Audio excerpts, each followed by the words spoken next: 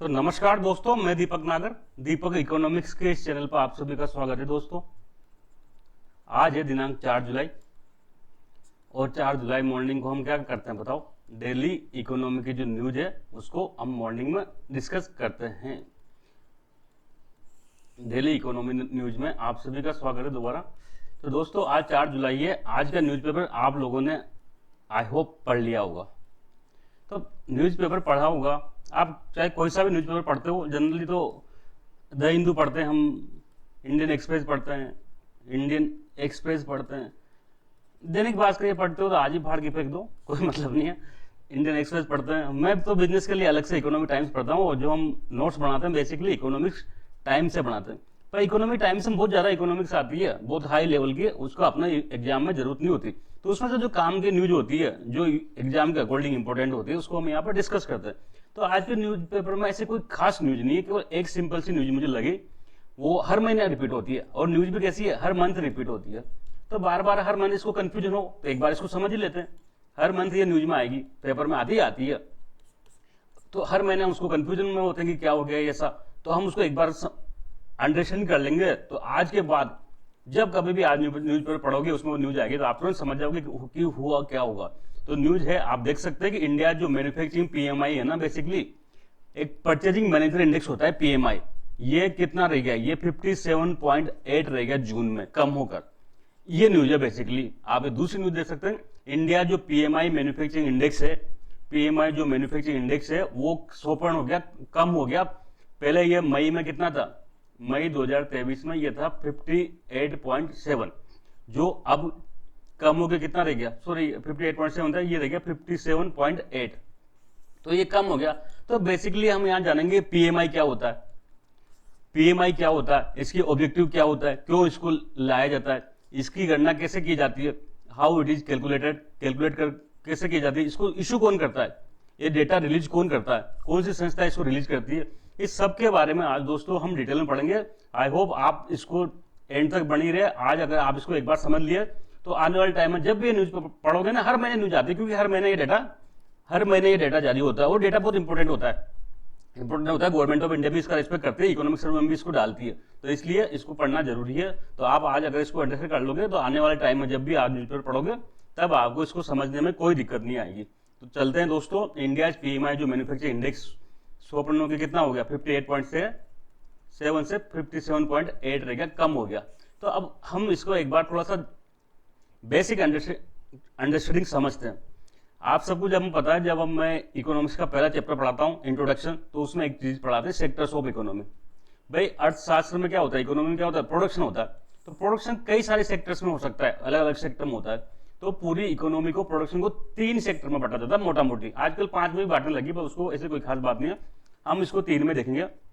सबसे पहले होता है प्राइमरी सेक्टर, जिसको हम है ना एग्रीकल्चर सेक्टर भी कहते हैं, basically agriculture and allied sector. यहाँ पे कृषि, एग्रीकल्चर, उससे रिलेटेड एक्टिविटी, एग्रीकल्चर से जुड़ी हुई कौन सी एक्टिविटी हो सकती है? एग्रीकल्चर एंड अलाइड एक्टिविटी आती है, जैसे फिशरीज, मत्स्य पालन, जैसे एनिमल हस्बेंड्री, पशुपालन। ये सब कौन करता है? पशुपालन कौन करता है? क्या कोई शहर में रहने वाला, इंडस्ट्री करने वाला करता है? क्या इंडस्ट्री में नौकरी करने वाला नहीं करता? ये भी जो जनरली एग्रीकल्चर के साथ में होती है, फिशरीज हो गया, एनिमल हस्बेंड्री, या इसको डेयरी सेक्टर भी कह सकते हैं हम, डेयरी, ये सब क्या होते हैं? ये एग्रीकल्चर से जुड़े हुए होते हैं। जैसे कि मधुमक्खी पालन, ये सब क्या होता है? एग्रीकल्चर से जुड़े हुए सेक्टर होते हैं। तो पहला सेक्टर हमारा प्राइमरी है, जिसको एग्रीकल्चर होता है, जिसमें है ना जो धरती माता से निकलता है ना जमीन से, वो उसका इसमें प्रोडक्शन होता है। दूसरा होता है दोस्तों इंडस्ट्री। इंडस्ट्री सेक्टर में क्या होता है? जो प्राइमरी में कच्चा माल निकलता है, रॉ मटेरियल, जैसे प्राइमरी में कृषि में कपास, कॉटन पैदा हुई, अब कॉटन से हमने कपड़ा बना दिया। तो इंडस्ट्री में सामान्यतः फैक्ट्री वगैरह होती है ना, फैक्ट्री में काम होता है, यहाँ पे वस्तुओं का, फैक्ट्री में यहाँ पे काम होता है और वस्तुओं का क्या होता है? प्रोडक्शन होता है इंडस्ट्री में। सब तरह की इंडस्ट्री देखते हैं आप, मोटरसाइकिल बाइक इंडस्ट्री है, कार इंडस्ट्री है, टेक्सटाइल इंडस्ट्री है, केमिकल इंडस्ट्री होती है, स्टील इंडस्ट्री होती है, सीमेंट इंडस्ट्री होती है। तो यहाँ प्राइमरी में जो कच्चा माल निकलता है, गेहूं से ब्रेड बना दिया तो ब्रेड इंडस्ट्री होगी। ऐसे है ना, इससे एग्रीकल्चर जो माल निकलता है उसको यहाँ प्रोसेस करते हैं, तो और फैक्ट्री के अंदर में, तो उसको इंडस्ट्री सेक्टर कहते हैं। तीसरा होता है सर्विस सेक्टर। सर्विस सेक्टर में जो कोई वस्तु पैदा नहीं होती है, आपने देखा प्राइमरी में कोई कमोडिटी पैदा होती है, गेहूं, चावल, ज्वार, बाजरा, कपास। इंडस्ट्री में कोई वस्तु पैदा होती है, मोटरसाइकिल, कार, फ्रिज, टीवी, कुछ भी हो सकता है, ब्रेड, जो भी है। लेकिन सर्विस सेक्टर में बेसिकली कोई वस्तु पैदा नहीं होती, ये तो केवल सेवा देता है। जैसे कि एजुकेशन, मैं आपको पढ़ा रहा हूं तो मैंने आपको कोई वस्तु दी क्या, नहीं दी, केवल नॉलेज दी, नॉलेज वो देख नहीं सकते। तो इसमें इनविजिबल टाइप का काम होता है, कोई वस्तु नहीं देती लेकिन आपके काम आती है। एजुकेशन हो गया, हेल्थ हो गया, आप डॉक्टर के पास इलाज किए तो डॉक्टर ने कुछ दिया कि कुछ भी नहीं दिया, केवल कागज में पर्चे लिख के देता है, कोई वस्तु नहीं देता। ट्रांसपोर्टेशन, आप है ना ट्रेन में बैठ के गए तो ट्रेन आपकी होगी, नहीं हुई, केवल बैठ के गए, सर्विस लियो, पहुंच गया, वापस फ्री। तो ऐसे इस प्रकार की सेवाएं होती है। इसमें सॉफ्टवेयर, कंप्यूटर सॉफ्टवेयर को आप देख सकते हो, नहीं देख सकते। तो इस प्रकार की जो चीजें होती है ना, ये उसको सर्विस सेक्टर कहते हैं। ये प्राइमरी और सेकेंडरी में हेल्प करता है। किसान ने गेहूं पैदा किया लेकिन अब उसको मंडी तक पहुंचाने के लिए किससे जाएगा, तो ट्रेन से जाएगा या फिर ट्रैक्टर से जाएगा या फिर कोई और चीज से जाएगा, तो ट्रांसपोर्टेशन उसमें काम आएगा। इंडस्ट्री ने कोई कार बनाए, अब कार वो कंज्यूमर के पास कैसे पहुंचेगी, तो बड़ी मात्रा में ट्रांसपोर्ट की आवश्यकता पड़ेंगे, एजुकेशन होगा तभी तो इंडस्ट्री में वर्कर मिलेंगे। तो ऐसा ये सर्विस सेक्टर बेसिकली मदद करता है। बैंकिंग हो गया, बैंकिंग, अगर आप बैंक से लोन नहीं लोगे, बिना लोन के कोई भी इंडस्ट्री आज तक दुनिया में सर्वाइव नहीं कर पाई है, डेवलप नहीं कर पाई है। तो इस प्रकार से 3 सेक्टर मैंने यहाँ बता दी। अब इंडस्ट्री में भी कई सब सेक्टर होते हैं। सबसे मेन होता है मैन्युफैक्चरिंग। क्या होता है, मैन्युफैक्चरिंग, विनिर्माण, इसको हिंदी में कहते हैं विनिर्माण।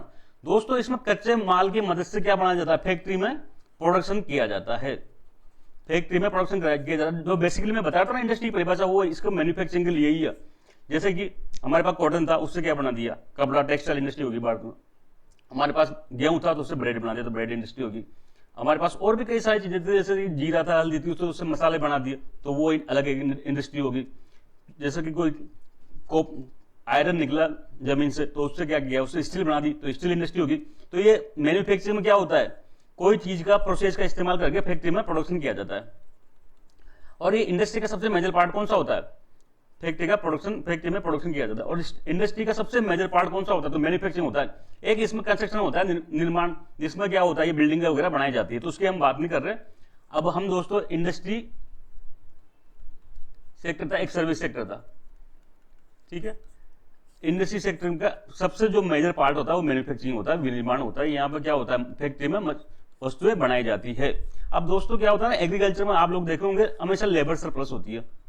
भारत में क्या है, गाँव में कई सारे बेरोजगार बोलते हैं, छोटी सी जमीन पर अदृश्य बेरोजगारी पाई जाती है, छिपी हुई हिडन अनएम्प्लॉयमेंट पाया जाता है। देखने में काम कर रहे हैं लेकिन कुछ नहीं कर रहे, 4 बेटे हैं, चारों उसी में खेती में कर रहे हैं। पहले एक ही पिता काम करता था, पूरी जमीन संभाल लिया करता, लेकिन अब 4 बेटे होकर चारों उसी में काम कर रहे हैं। तो ये लेबर सरप्लस को क्या करना चाहिए, हमको मैन्युफैक्चरिंग में शिफ्ट करना पड़ेगा, मैन्युफैक्चरिंग में शिफ्ट करना पड़ेगा। मैन्युफैक्चरिंग बहुत मजबूत होनी चाहिए। दुनिया में वही देश तरक्की किया है जहां पर मैन्युफैक्चरिंग बहुत है, बड़ी मात्रा में मोबाइल बन रहे हैं। अब हमारे पास मैन्युफैक्चरिंग इतनी कमजोर है कि मोबाइल हमारे पास चाइना से आ रहे हैं, आते नहीं आते, एमआई का, शियोमी का, और भी हमारे पास देखो जितनी भी हम डे टू डे की लाइफ में इस्तेमाल करते हैं चीजें, आप देखना एक बार, सब फॉरेन मिलेगी। ये मैं लैपटॉप इस्तेमाल कर रहा हूँ, लिनोवा चाइना ताइवान की कंपनी है। ये जो मैं पेन टेप से पढ़ा रहा हूँ वो भी फॉरेन कंपनी है। ये इवन माइक भी है ना, बाहर का ही होगा।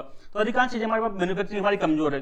मैन्युफैक्चरिंग अगर मजबूत होगी तो उससे क्या होगा, रोजगार मिलेगा, एम्प्लॉयमेंट मिलेगा। जितने बेरोजगार घूम रहे हैं डिग्री ले लेके, उनको रोजगार कैसे मिलेगा, कहते हैं ना गवर्नमेंट को रोजगार देना चाहिए, तो कैसे देगी, तो गवर्नमेंट देती मैन्युफैक्चरिंग सेक्टर को प्रमोट करके।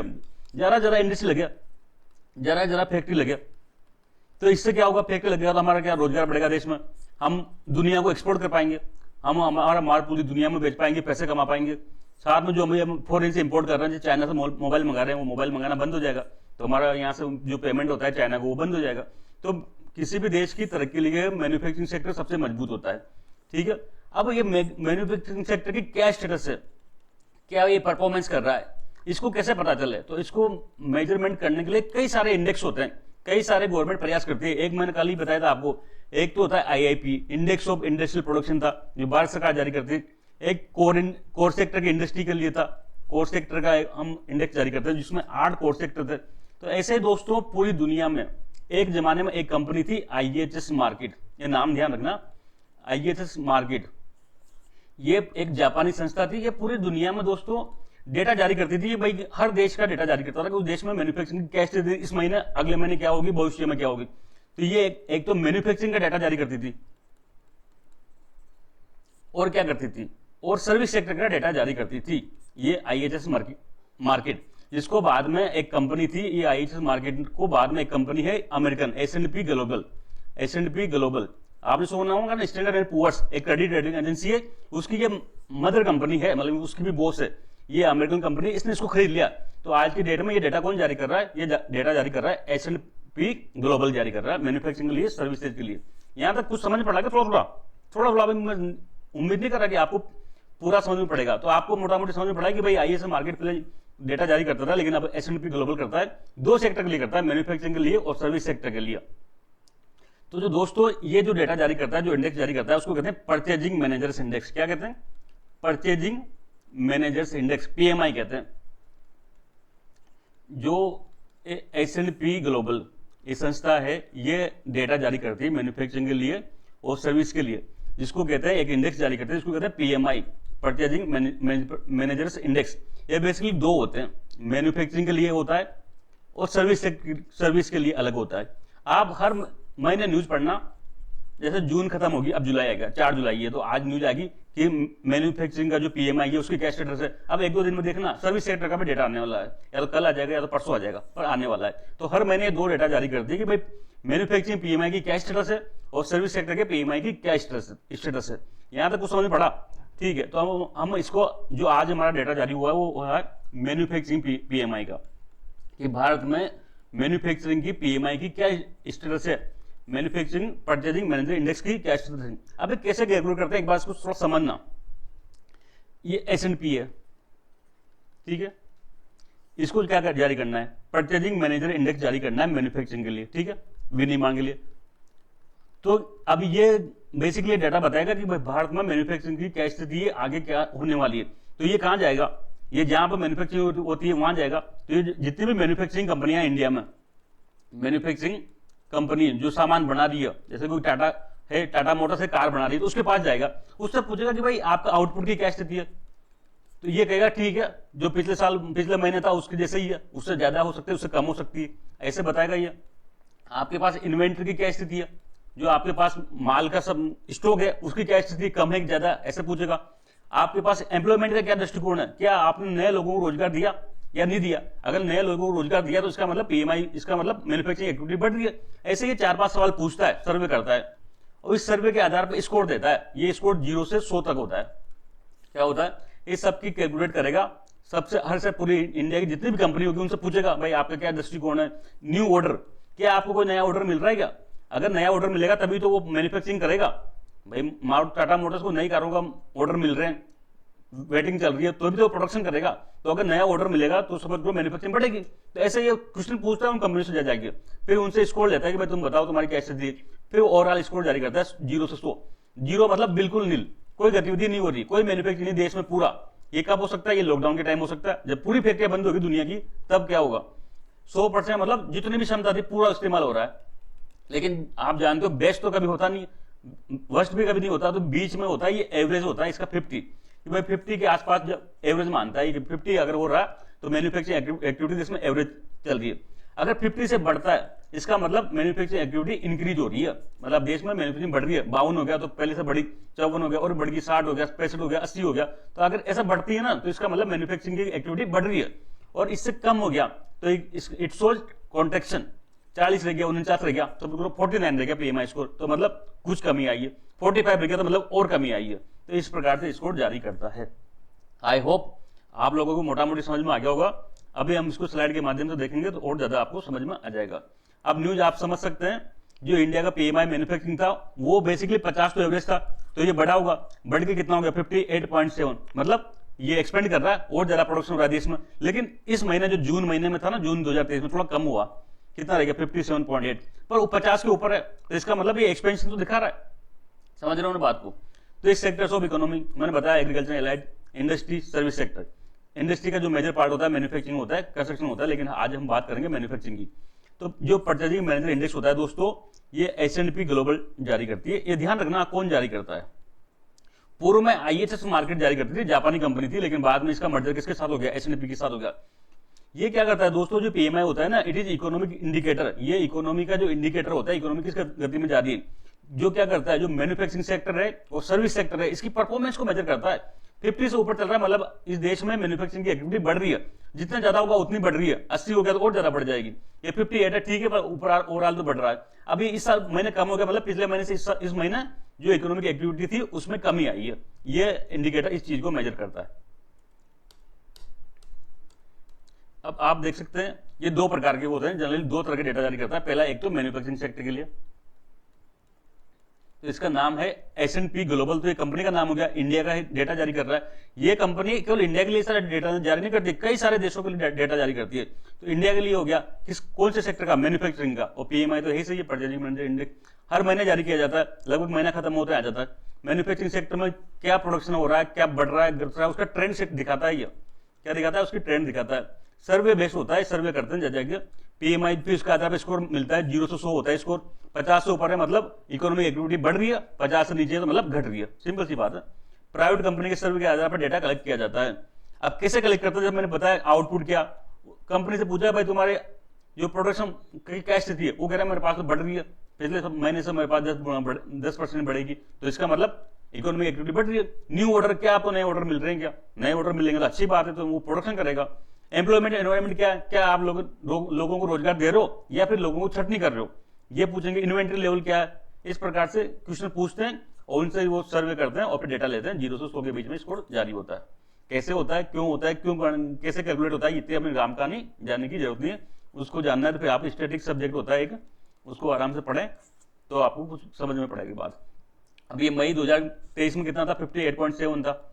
अब ये जून में कितना रह गया, 57.8 में रह गया, 57.8 कम हो गया। ऐसे ही अब जुलाई आएगा, जुलाई में कुछ और रहेगा। लगभग मोटा मोटी भारत में 2-3 साल से 50 के ऊपर ही है। जब से ये कोविड लॉकडाउन हटा तब से ये 50 के अबव ही है।